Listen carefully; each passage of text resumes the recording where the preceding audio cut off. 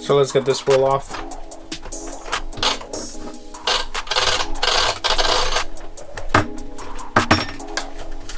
And I'm using these HotsRacing, Arrma Limitless or Infraction or Felony, I believe. They all use the same thread pitch, and this is just an anti-dust cover so that you don't get dirt and debris inside your wheel bearing housing. Next, what I'm going to do is heat this up.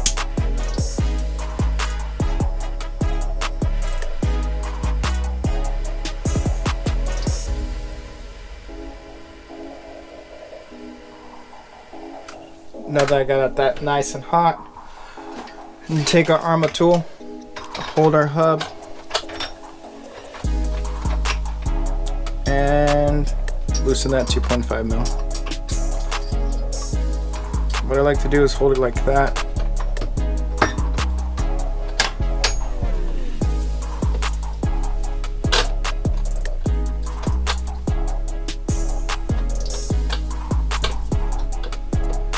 And you want to break it loose. Another way that you can do it,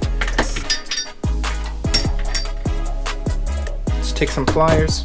You don't want to squeeze too hard because that is pretty much your wheel drive hex. And take a 2.5 mil and break it loose.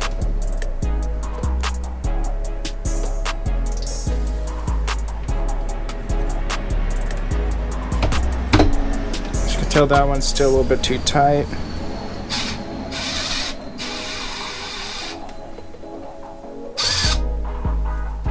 So I'll get this off camera because it is going to be a little bit hot, and I'll be right back. Okay, now that we got that loose, next what we're going to do is take this rear hub off. So let's take our 5.5 box wrench, hold this, and take our 2 mil, loosen up this hub.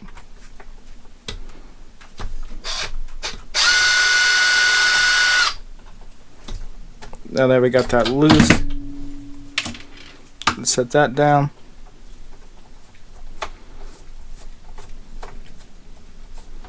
And we will be reusing these since the HotsRacing hub does not come with them. So you do have to use some of your factory hardware, such as your hub, hex, and that's about it. This one will do the same thing. It's a 2.5 mil, so we'll hold one side with 2.5, break it loose with the other.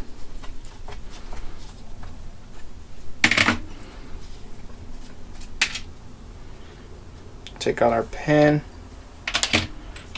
And you want to be mindful of what shims come out of where. So as you can tell, we got one right here, one right here, and one right here. So you got two on the rear and then one for the front. And what I normally do is flip that up, get that off, and then you got your rear housing exposed. Next, we'll build this rear carrier, get that installed.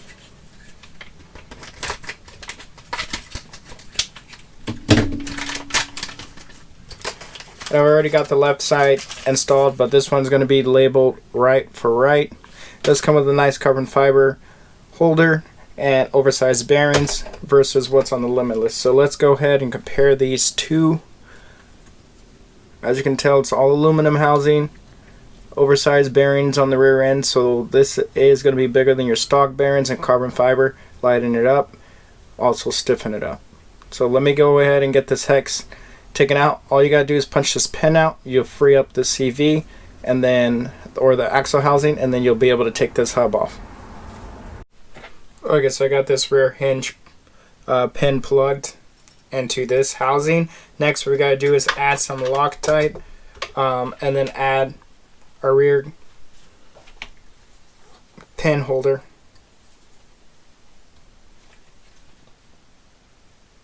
So from Arrma, from the factory, does have a lot of Loctite. Since we are going to stainless, you do want to make sure you use ample amount of Loctite. So what I like to do is get that threaded in there, take it back out, so I know some of the Loctite's going down the threads. And then I'll do a drop of Loctite.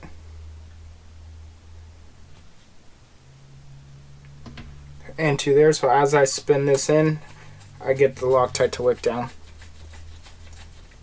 So that is going to be tight. One other trick I want to show you is you could take this wheel. Once you get it on, it's going to go into the hub, hold your wheel, and then you can lock that down.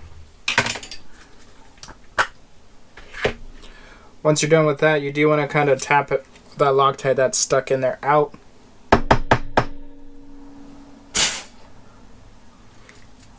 And next, what you want to do is go ahead and install this. I did already do it on the other side, but you want to take 2 of these shims. That's going to adjust your caster of how far your wheel is forward and backwards. Get those set up. I like to put this pin through. Once I get that pin through, I'll back it up. Take our axle, we'll get that installed.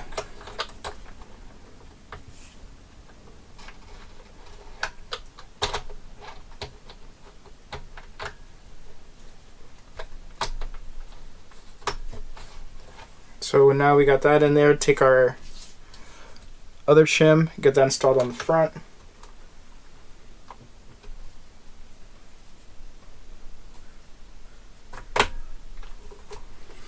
And since these shims are plastic, you don't want to force it in. Just kind of use your hand, get it to go in. If it's not going in, I'm not going to run it in. Take that back out. I'm going to use this bolt from the other side to kind of make sure that that's all nice and free. Sometimes what happens is you'll get that little bit of a tension and it doesn't want to go in.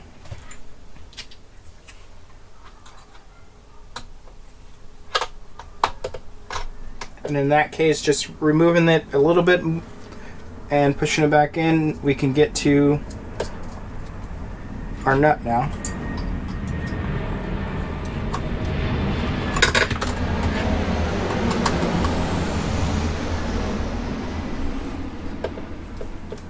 So hold your 2.5 mil, tighten your nut side. That nut is nylock, so it is gonna pretty much stop backing out. Once it gets to a point, it's gonna kind of help free it, so it's gonna lock onto your nut. And then you have a nylock on the back end. That's going to pretty much stop it from spinning out. Do be careful if you're using nylock bolts. You should be. That you do torque it to ample amount of pressure. All it has is a little bit of a plastic right there that's going to lock onto the bolt so it doesn't vibrate loose.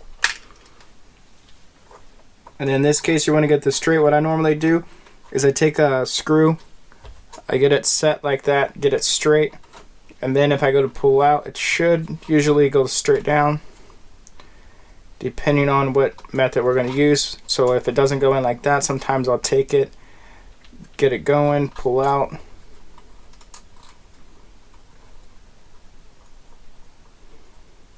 And you just got to kind of play with it, find the angle.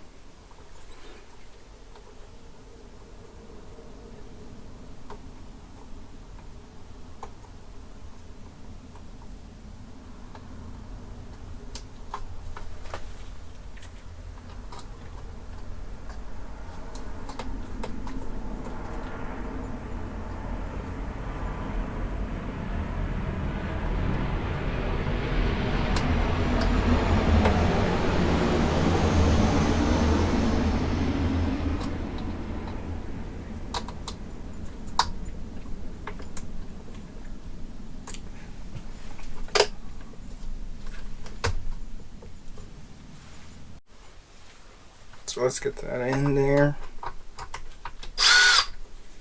Take our nut, get that installed as well.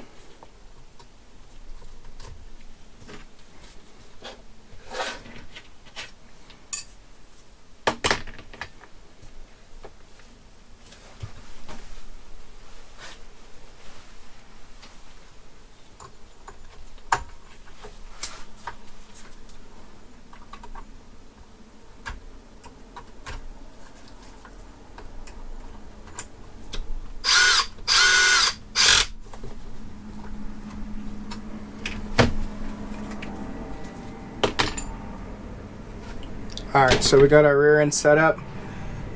Scorched RC, locked differential housing, And we got some titanium rear axles. So one thing to keep in mind is you do want to kind of play around with this. You want to find your toe on different cases of whatever wheel you're going to use. You do want to kind of measure, make sure your toe is correct. In this case, we do have our toe in, so we want to get our toe out.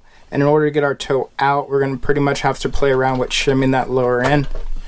So taking the shim off right here, adding it to the front, and vice versa is going to kind of push that back out. So our wheel's going to pretty much be towed out. So next video I'll show you on how to tow that out and then go from there. Like, subscribe, share. Have a nice day.